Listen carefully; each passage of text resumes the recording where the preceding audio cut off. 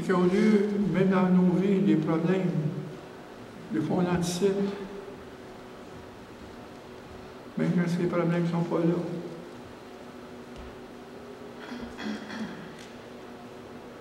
Au lieu de chercher à résoudre des problèmes, il faut chercher Jésus avant tout. Chercher le royaume premièrement. Chercher le royaume. Tout est là. Jésus est la réponse à toute notre vie. Cherchez Jésus au lieu de chercher à résoudre les problèmes.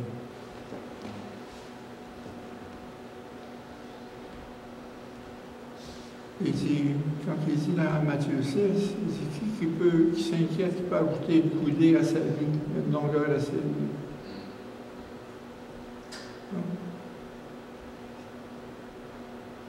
Dieu pourvoit. Dieu est un Dieu de providence pour nos besoins.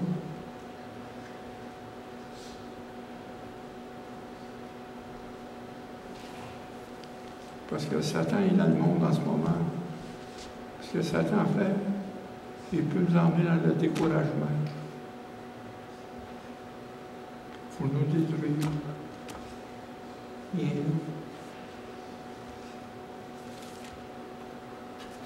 Il y a un combat qu'on mène encore. Le combat, il est fort.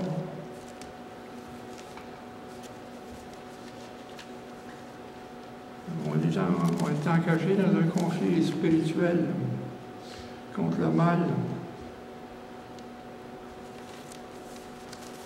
Puis le conflit est un combat de la foi qui se poursuit jusqu'à temps que nous entrons dans le repos de Dieu. Bon, ça n'a jamais fini.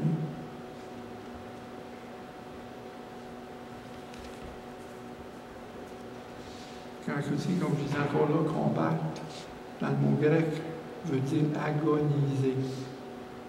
On agonise. On souffre. On a des douleurs.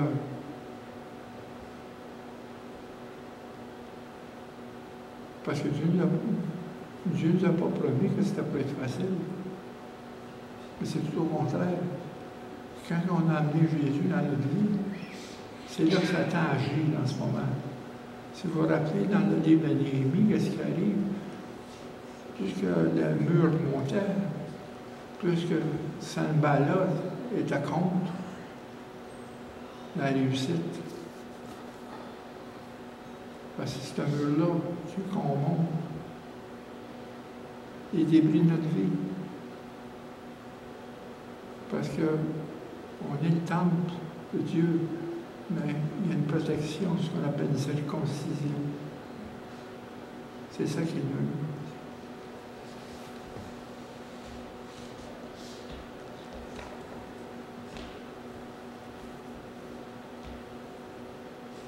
Puis le combat se fait contre Satan et ses armées. Quand il dit ici, nous n'avons pas à lutter contre la chair et le sang.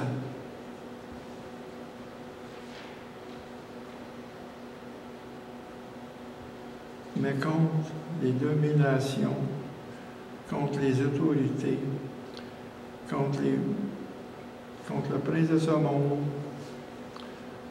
les ténèbres, contre les esprits méchants dans les lieux célestes.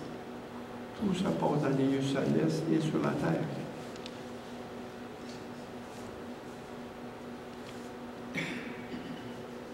On a parlé la semaine passée de combat contre le péché. Mais là, c'est le combat contre Satan. Il est là. C'est réel.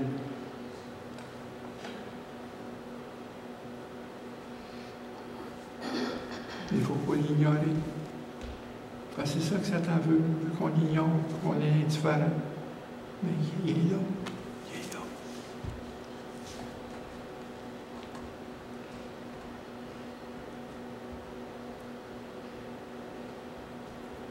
Mais ce que Dieu nous a donné aussi, il y a l'armée du Seigneur. les autres anges qui se battent contre les anges de Satan. Ces deux armées qui se battent dans les lieux célestes. Parce que les anges sont des messagers, et conformément à l'ordre de Dieu, les anges effectuent de nombreuses activités sur la terre. Dans Hébreux, au chapitre 1, verset 14, ne sont-ils pas des esprits au service de Dieu, envoyés pour exercer un ministère en faveur de ceux qui doivent hériter le salut? Ça, c'est une chose qu'il ne faut pas oublier. Les anges sont au service du peuple de Dieu.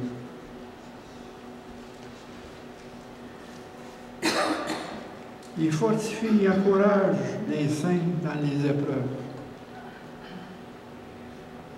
Ils protègent les saints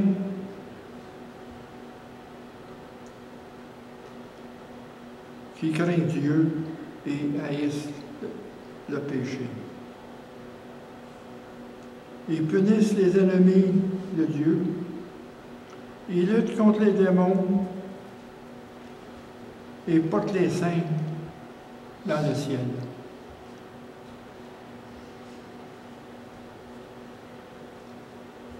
Quand on est mort, un ange vient à nous chercher notre âme pour l'amener en haut. Les anges viennent vers nous. Et dans le psaume 91, quand il ordonna à ses anges de garder dans toutes tes voies.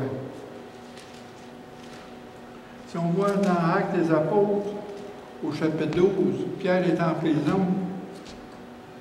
C'est un ange qui est arrivé qui l'a déchaîné. Il n'était plus dans les chaînes en deux gardes. Dans le même chapitre, c'est un ange qui a exécuté Hérode. Il a frappé Hérode. Dans le chapitre 8 des Actes des Apôtres, l'ange a dirigé Philippe.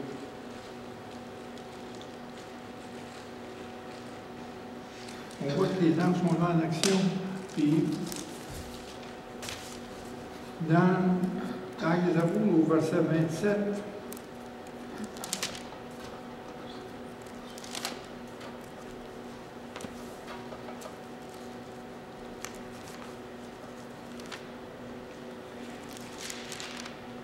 verset 23,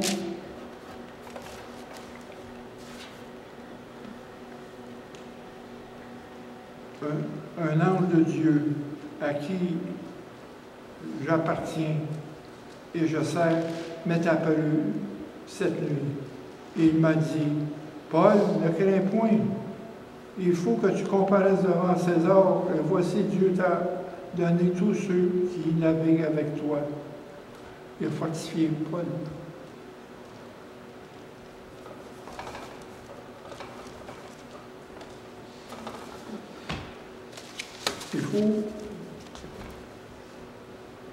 Il faut reconnaître ce royaume spirituel qui est invisible.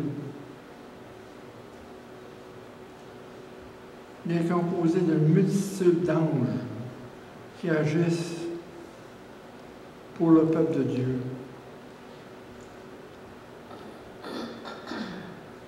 Tous les chrétiens doivent prier continuellement pour que Dieu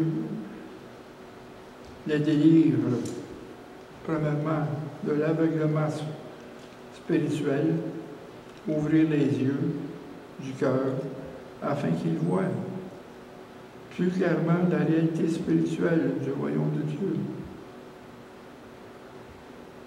Hein? Regardez dans 2 Rois, au chapitre 6.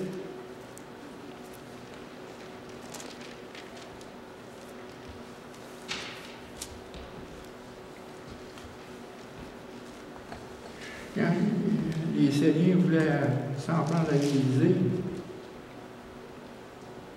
Au verset 13, 14 et 15, il dit, le roi me dit, allez, voyez où il est, et je le ferai prendre. On vint lui dire, voici, il est à notre temps. Il envoya ses chevaux, des chars et une forte troupe qui arrivèrent de nuit et qui enveloppèrent la ville. Et le serviteur de l'homme de Dieu, Élisée, se leva un bon matin et sortit, et voici une troupe entourait la ville avec des chevaux et des chars. Le serviteur dit à l'homme de Dieu, « Ah, mon Seigneur, comment ferons-nous? » Hein? Comment ferons-nous? Le problème est là devant nous. Là. Qu'est-ce qu'on va faire? Élisée pria. Il dit à l'Éternel, « L'Éternel, ouvre ses yeux pour qu'il voie. » Et l'Éternel ouvrit les yeux du serviteur, qui vit la montagne pleine de chevaux et de chars qui entourent Élisée. Hey, c'est-tu merveilleux, ça? Des anges. Pour ça, il faut ouvrir. C'est ça qu'il dit, il faut ouvrir parce qu'on est aveugle. On est aveugle sur la réalité spirituelle. On est aveugle.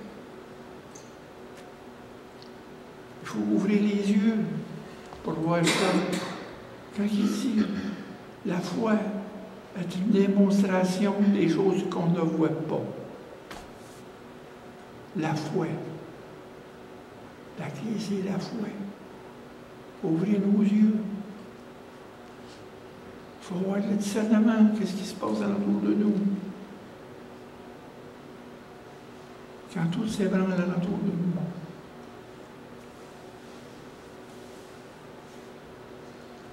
Il faut avoir les cœurs pour Dieu. Il faut chercher Dieu.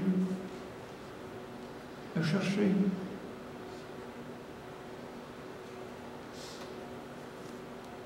De se mettre dans son abri. Ouvrir les yeux du cœur afin qu'il voie et plus clairement la réalité spirituelle du royaume de Dieu et ses armées célestes. C'est là. Il y a les anges de Dieu. Parce que Dieu a envoyé ses anges pour nous protéger.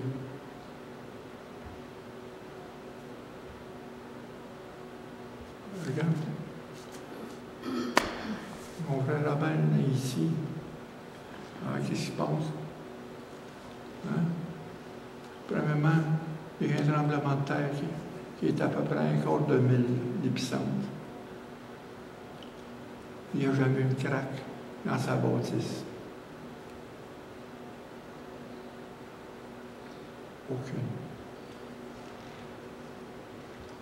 Puis, qu'est-ce qui se passe ici? Il n'a jamais été touché. Lui et sa maison n'a jamais été touché. Il y a des anges qui protègent leur bâtiment. Il y a eu des meurtres alentours, des cadavres partout. Mais ils n'ont jamais touché à sa maison.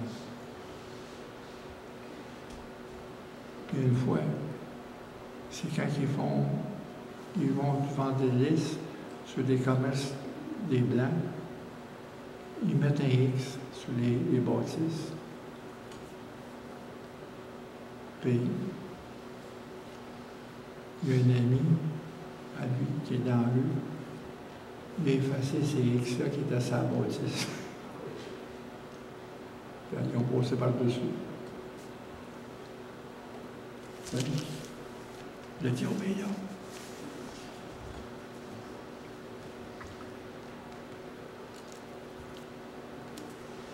Regarde dans Apocalypse 12, verset 3.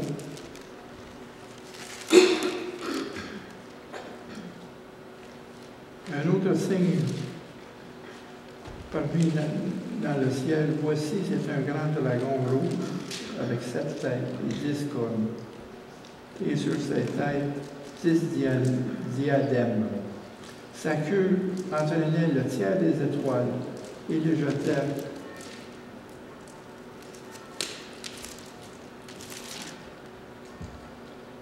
partout sur la terre. Après ça, il dit au verset 7, il y eut une guerre dans le ciel. Michel et ses anges combattirent contre le dragon. Et le dragon et ses anges combattirent, mais ils ne furent pas plus forts, et leur place ne fut trouvée dans le ciel. Et fut précipité le dragon, le serpent ancien, appelé le diable et Satan, celui qui séduit toute la terre. Il est précipité sur la terre et ses anges furent précipités avec lui. Quand on dit le tiers des étoiles, les étoiles, ça représente les anges. Le nombre d'étoiles dans le ciel, c'est des myriades. On ne peut pas compter les étoiles. Donc, c'est un tiers de tous les anges. Regardez l'armée qu'il y a. Puis l'armée de Michel, l'archange Michel, c'est les 2 tiers. Ils sont plus forts, ils sont plus nombreux. Il y a un combat qui est en haut.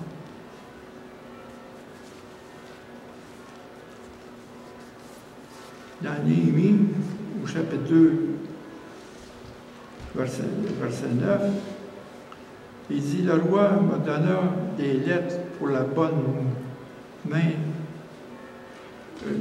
car la bonne main de Dieu était sur moi. Je lui ai remis ces lettres du roi qui m'avait fait accompagner par des chefs de l'armée et par des cavaliers. Ça, c'est vraiment l'image de la protection. Les chefs de l'armée et ces cavaliers qui accompagnent Néhémie est un beau parallèle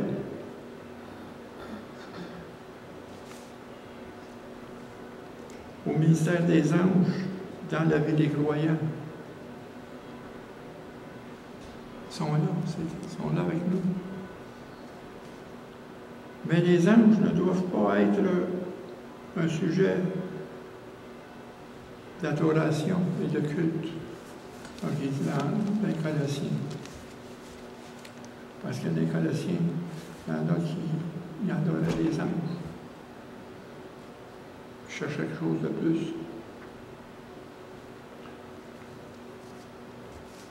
Mais la plupart de nous voyons avec difficulté les lieux invisibles, les lieux célestes. Mais il y a beaucoup plus d'activités qu'on pense dans les lieux célestes et sur la terre. Il faut voir qu'avec la plus grande dimension, la réalité du royaume spirituel, c'est pas juste, on ne faut pas juste marcher par la vue, il faut marcher par la foi. Les anges sont là.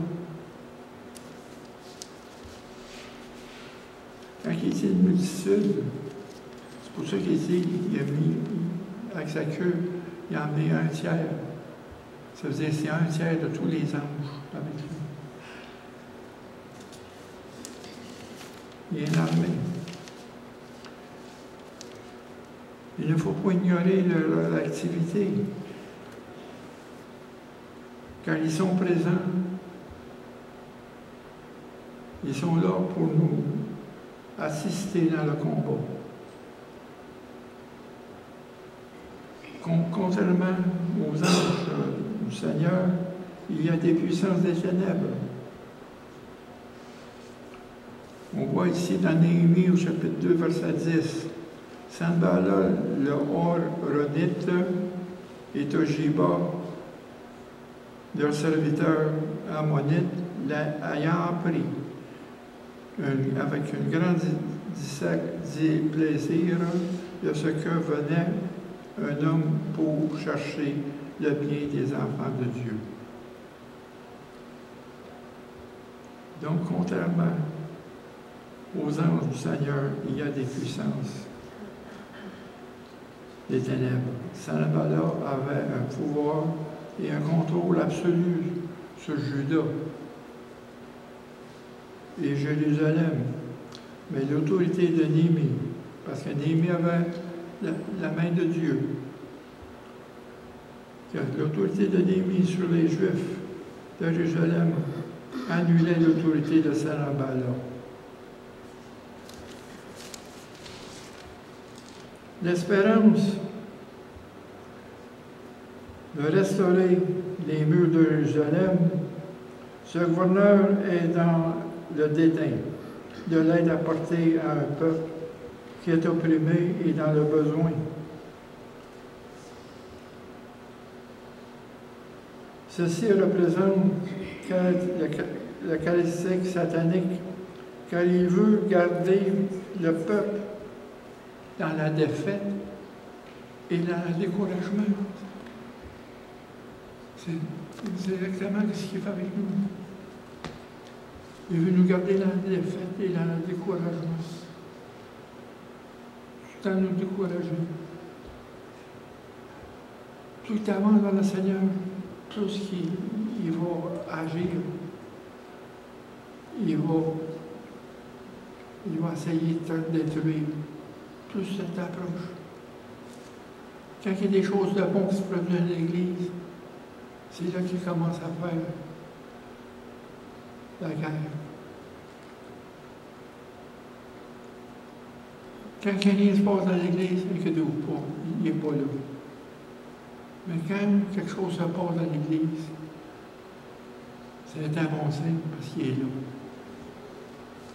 On l'a vu à travers nos années. Mais celui qui est dans le monde, il n'est pas plus grand que celui qui est en nous. Amen. Hein?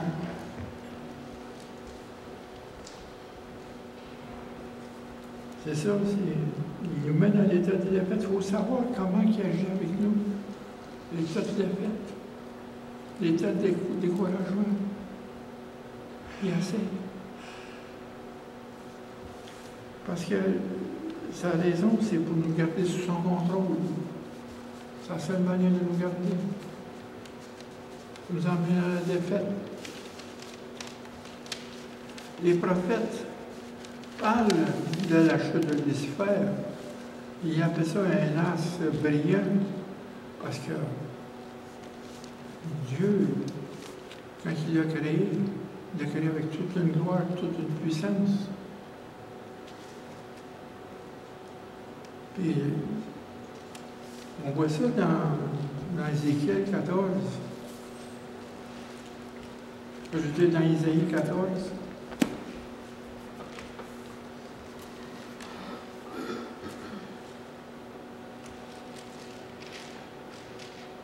Au verset 11,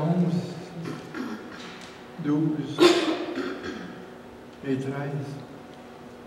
Ta magnificence est descendue dans le séjour des morts, avec le son des luttes.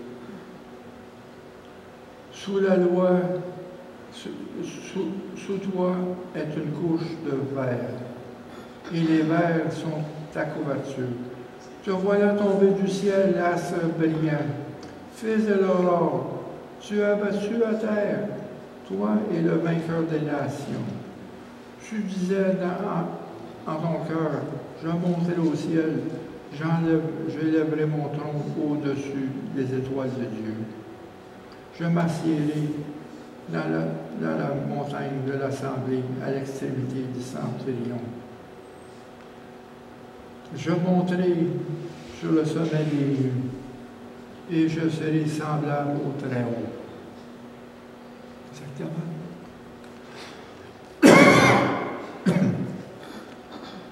Dans Ézéchiel 28.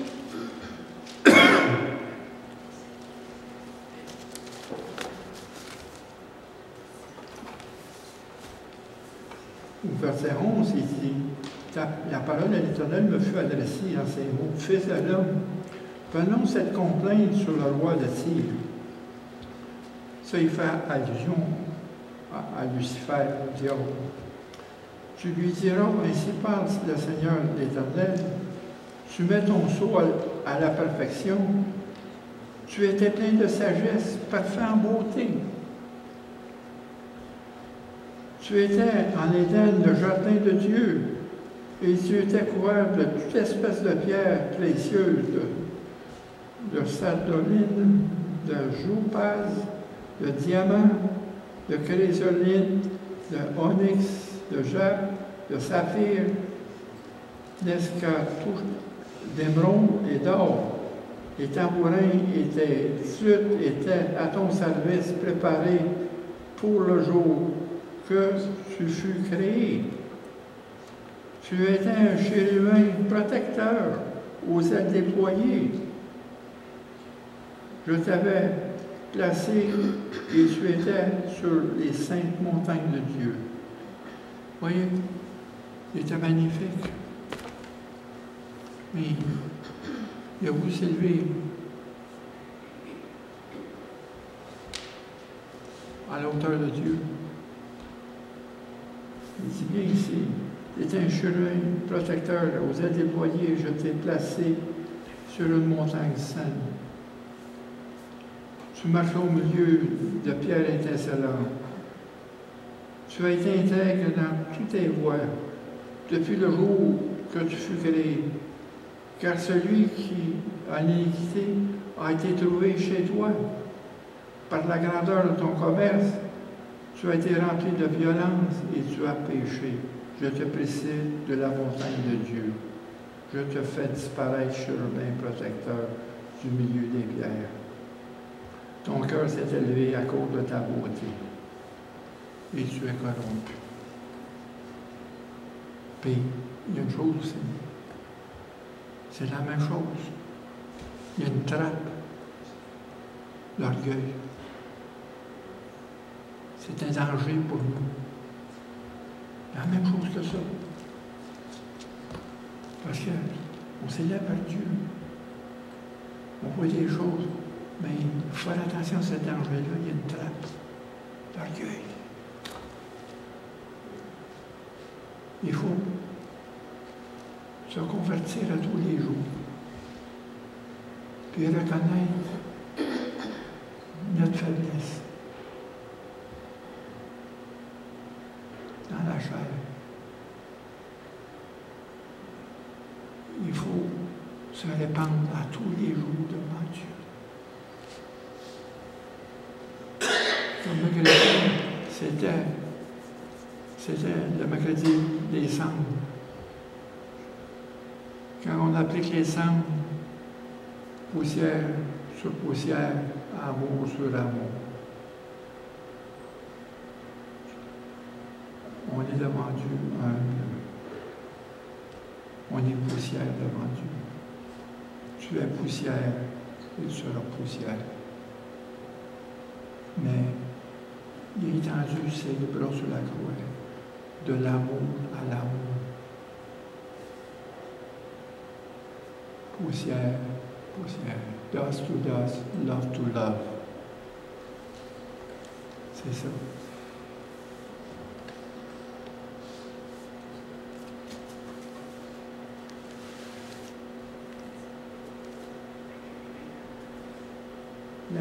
La stratégie au-dessus, comme on voit dans la Bible, il est représenté par le serpent en Genèse,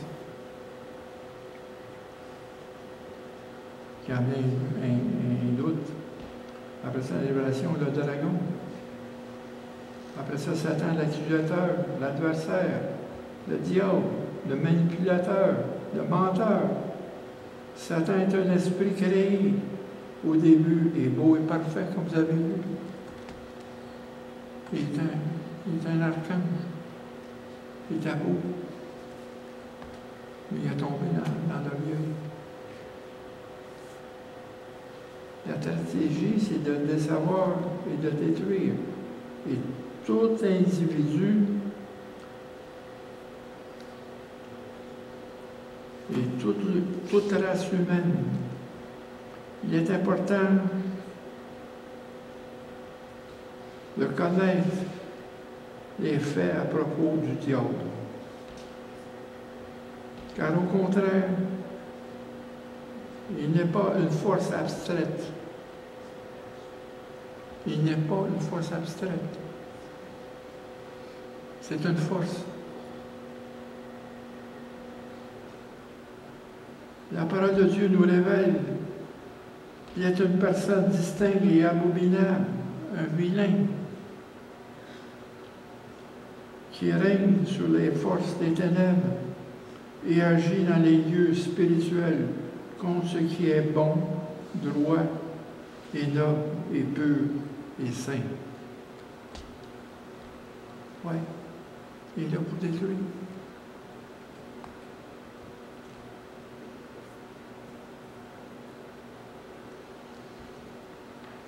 Parce que lui aussi, par le souffle de Dieu, il s'est rebellé contre le Dieu.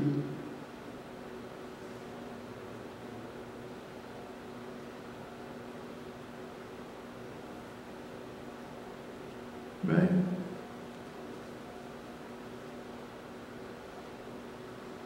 il faut avoir du discernement.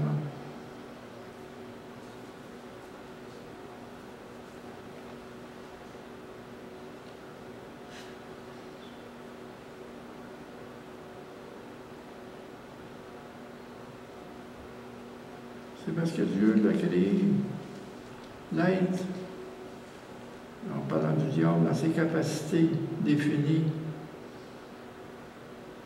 Sa puissance surpasse l'humanité. Il est un adversaire, il a une grande puissance. Mais, une chose, il n'est pas omnipotent comme Dieu. Il n'est pas omniprésent. Il ne peut pas être partout.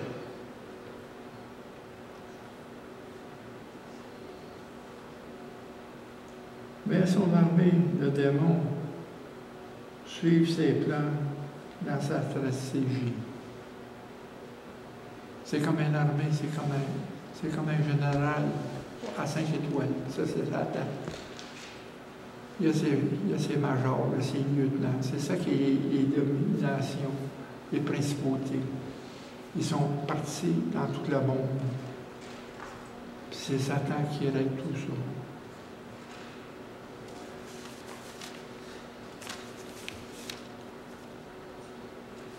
Mais dans Matthieu 28, 18, il a dit à Jésus a dit, « Tout pouvoir m'a été donné dans le ciel et sur la terre. »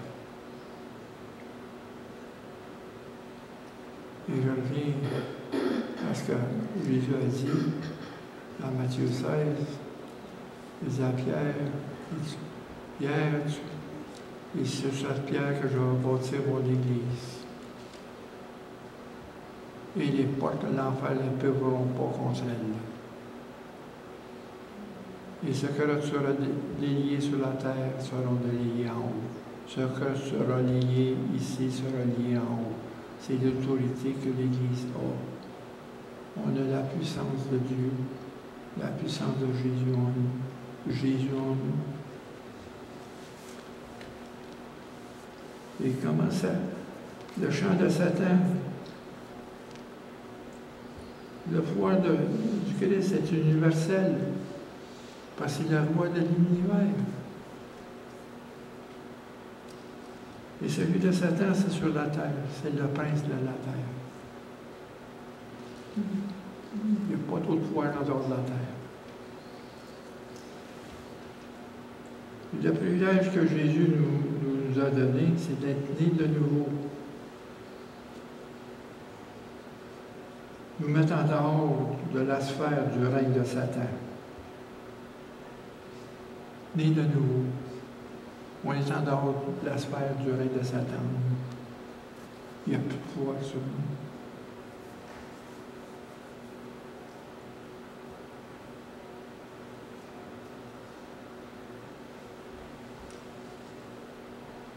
Il nous aide à nous cerner la nature du constat et de nous faire comprendre toutes les le cheminement de Satan, sa stratégie.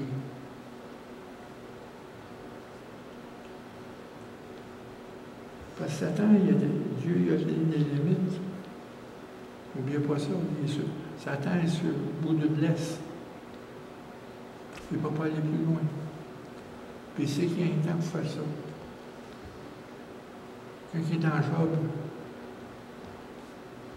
il monte au trône, puis Dieu lui demande « Où tu viens? » Mais je viens de parcourir la terre. Il se promène.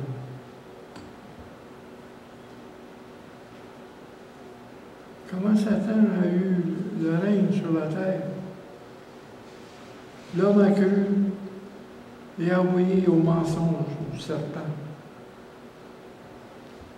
Il a reçu le règne par la désobéissance de l'homme à Dieu. Mais ce que Satan a fait, il a mis un doute. Il a mis des choses. Mais un doute. C'est par le doute. Après ça, c'est par la pensée. Après ça, c'est par la vue. Après ça, c'est par le goûter. C'est le même qui vient nous chercher. Il met un doute sur nous. Le doute, encore là, il a dit, qui a dit que tu seras mort si tu manges ce fruit du bien et du mal? Il voulait que Satan, qu'on soit comme lui, qu'on se prenne pour des dieux, pour Dieu. Que c'est le péché de l'orgueil qui est là. Ce péché d'orgueil-là est encore en nous. On est teinté de cet orgueil-là. Le droit de Satan de régner sur la terre. Satan a revendiqué son droit. Quand il a offert à Jésus tous les royaumes, quand Jésus était